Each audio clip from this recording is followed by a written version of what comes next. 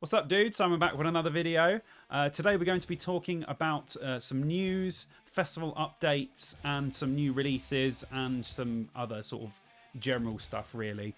Let's just say that in the news world of rock and metal, some magazines slash websites have really been scraping the barrel this month for stuff to talk about. Apart from announcing, you know, tours and some albums and stuff like that, I mean, they've really scraped the barrel. So there's not much news, but these ones I thought I would highlight for you. Gene Simmons is concerned about lack of artificial intelligence legislation.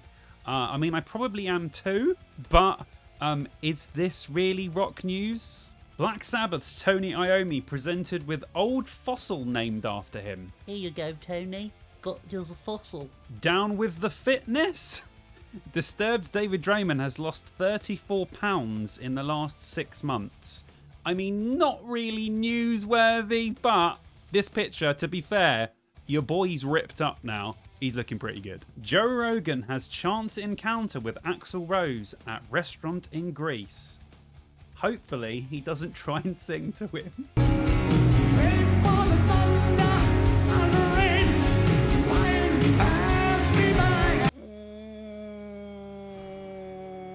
69% of you are not subscribed to my channel.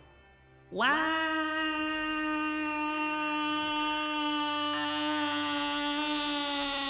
Yeah, come on, subscribe. Do it. Do it.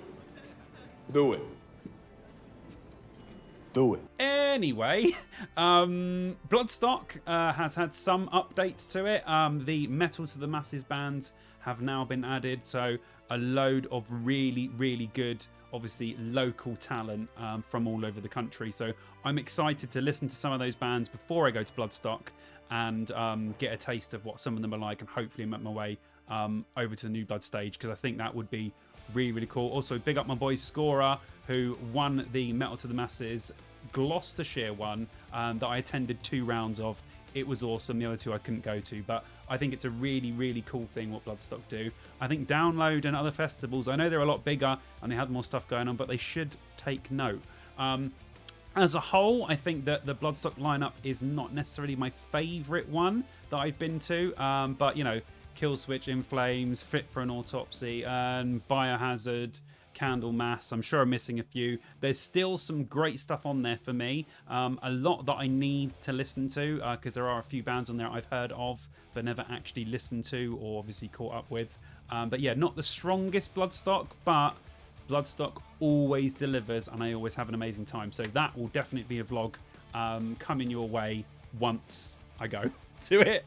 Let's talk Arctangent for a second. I've never really paid this festival that much attention, but then I found out at 2000 Trees that it's the same people that put on 2000 Trees, and 2000 Trees is such an incredible festival that it's kind of made me want to go to Arctangent. Unfortunately, I have no time left off of work to take. The other 5 days I will be using for the honeymoon, which is a must go to. So yeah, I won't be doing any more festivals apart from Bloodstock. But Arctangent will be on my radar going forward. I mean, this year, you know, Devin Townsend, who just absolutely blew me away at Bloodstock last time I saw him, 6th, one of the best, most underrated bands of all time, in my opinion. Vola, who I've always wanted to see, is on the lineup. And I think Loathe are on there as well. Unfortunately, they cancelled 2000 Trees, so it would be really good to see them. But I won't be going. I'm a bit sad. There's a lot of really good stuff on the lineup. A lot of stuff that I'm intrigued by, that I've listened to and is quite strange. But I would say probably because it's just put on by the same people that do 2000 Trees, it's probably going to be a really good festival. So it's on my radar for the future, but I won't make it this year. But yes, definitely very aware of it now. New releases, I've mostly been listening to like 2 things like for the whole month, which have been Holding Absence's new EP, Scissors. I genuinely think that Crooked Melody might be one of their best songs. Also, I was really close to watch them for 2000 Trees, and they were just unbelievable. I love that band so much, but I am digging the new stuff. Like, everything they've done is great, but I really think that the new stuff might be their best stuff. They just keep on getting better and better. The other thing that I have been literally listening to over and over and over again is the Used new album, Toxic Positivity. I think my favorite 2 Used albums are Artwork and Lies for the Liars, right? Now, I think they are seminal, absolutely incredible albums. Don't get me wrong, I like everything that the Used have done to varying degrees. I think Vulnerable's a really good album as well. I liked The Canyon. Okay, we won't go into the Used now. I'll do a whole video on that. But I consider Artwork and Lies for the Liars to be my 2 favourite Used albums. I genuinely think that this album, Toxic Positivity, is up there with them. I have just had this album on repeat, like, constantly. I'm like, what do I listen to? I'll listen to I never get this with albums. Like, I'll listen to them quite a lot. Like, I've done the In Flames album, the new one, pretty much to death. There's been a couple of others that have came out that I really, really hammered home. But this one, it is just so incredible. I love it so much. If you're a Used fan, do not shy away from any new Used stuff. Like the last album, Heartwork, was good. It was a bit experimental, had some good tunes on it. But this one is like, I think it's really, really far up there. So if you're a fan of the Used or you're curious, I might even think this might be a good place to start. So I will do a whole video on the Used, I think, because I really, really like this band. I think they are so underrated for the music that they produce, and just generally lyrics, production, everything. They're just great. So yeah, we'll do that in future. But yes, new album, Toxic Positivity, very good, highly recommend. Right, let's talk about Download. Can we talk about Download? And let's talk about Download. Can we talk about Download. Probably. I know it was only a month ago, but we're already talking about Download. Now, a lot of people have been doing their like lineup prediction posters, and I know most of the time they're ridiculous or they're just a bit of fun. Like, I think eventually I might do one as like a dream lineup for bands I think could actually go on those stages. But like, what would be my ultimate like Download festival? I think that would be really fun to do when I find the time to do it. But I do have some predictions of who I think will be in the running to headline next year. Like, you know, things that I've heard, things that I've seen, and just genuinely who I would really like to play. Some of them are just ones that I think might end up playing. I've heard that the strongest contenders are AC/DC to play. Now that's fine, as long as they don't do what they've done in 2010 and bring their own stage. That is literally my least favourite thing to ever happen at Download ever, was when AC/DC brought their own stage to Download. Completely messed up the whole arena vibe for me. Everyone had to move over to the right hand side. It was a big mess. There was just like this deconstructed stage there the whole time. They didn't let anyone else use it. It was stupid. So I'm well up for AC/DC. I like a lot of AC/DC stuff. Highway to Hell especially is an unbelievable 10 out of 10 album in my opinion. But yeah, they can come, they can play. I'll love it. Just don't bring their own stage. A lot of people as well been talking about Foo Fighters, which I think could be a possibility. I think I glanced at the dates. Some of them look like there is room possibility for Download.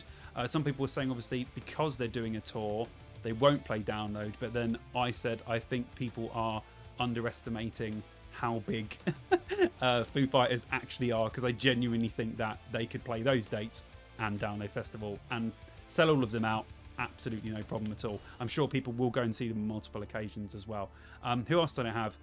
Green Day as a possibility. I think a strong contender to coming. I know it's someone that Andy Copping's always wanted, and that goes hand in hand with Blink-182. I think Blink-182, with the actual original band getting back together, plus the revenue that Download would have made from this year's festival, hopefully it made a lot of money from being sold out and merch and everything. I think that we might be able to afford a few bands that we haven't had before. And I think Green Day and Blink fall into that sort of caveat, I would say. So I'd like Blink more than Green Day. I'm definitely more of a Blink-182 fan than a Green Day fan. But I would be up for either or. That would be totally fine for me. One I did have in mind, I've got written down here, was Rammstein. Now, obviously, with all the stuff that's happening with Till Lindemann, if you don't know, he's been accused of some sexual assault stuff. So that's a big no-no. So until all of that is sorted and it comes out into the open or gets done, acknowledged, or thrown out, I don't know, you probably won't see Rammstein headlining Download anytime soon while all this is happening. So yeah, I don't know on that one. I can't go either way because I don't know what's true and what's not, but we won't get into that. That's a whole nother thing. And the other one I had written down was, yes, Avenged Sevenfold. So that also is a strong possibility. They have headline Download twice before, I believe. Plus they've had the new album came out. I've listened to a couple of tracks actually. It's very strange, but I kind of liked it. I absolutely loved that single Nobody. Like, I thought that single was amazing. So different, so good. I'm going to listen to it after I film this actually because I love that song. But yeah, there will be another interesting one. I kind of dip in and out of Avenged. There's some Avenged I really like. There's some Avenged I don't like that much. But I think if they played, this would be the time I would be the most up for them. In the past, I've been like, I watched a little bit and then sort of phased out. But I think now, given time to sit with me, I think I'm sort of in the Avenged camp more. I know, like, you would have thought I would be an Avenged fan, but I'm actually not that much of an Avenged fan. Back in the day I was, but I kind of lost touch. But yeah, I'd be well up for that now. Sorry, I'm babbling. I'd be well up for that now. So if Avenged would headline, I would be perfectly fine with that. So yeah, let me know in the comments, actually, what you guys think about headliners for next year, because this is a huge discussion that will literally go on until it's announced in like October or something. So let's start it now, because I'd like to know who you guys think could actually headline the festival in 2024. Yeah, so thank you very much for watching, guys. As always, like I said before, if you haven't subscribed, please subscribe to the channel. I would really, really appreciate it. I really, really, really want to get to 2K and eat a giant bag of crisps for you guys to celebrate with you. But as always, thank you very much for watching the video, and I'll see you dudes in the next video.